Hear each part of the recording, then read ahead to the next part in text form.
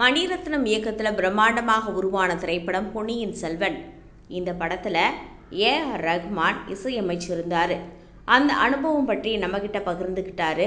அது என்னன்னா, ஒரு தடவை பொன்னியின் செல்வன் படத்தில் இசையமைப்பதற்காக வேலைகள் வெகு முன்னதாகவே நாங்கள் தொடங்கிட்டோம்.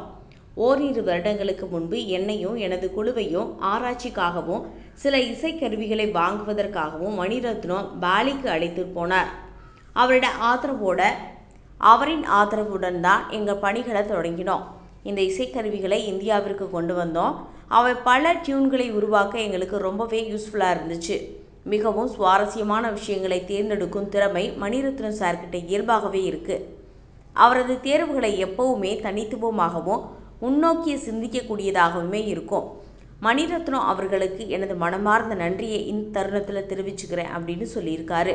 பொன்னியின் செல்வம் படத்தில் என்னுடைய பணிபுரிந்த அனைவருக்கும் நன்றி அப்படின்னும், எல்லா புகழும் இறைவனுக்கே அப்படின்னும் நெகிழ்ச்சியாக ஏ.ஆர். ரஹ்மான் தன்னுடைய பொன்னியின் செல்வன் படம் பற்றிய நினைவுகளை நம்மக்கிட்ட பகிர்ந்துக்கிட்டாங்க. இதை பற்றின உங்கள் கருத்தை பதிவு பண்ணுங்கள்.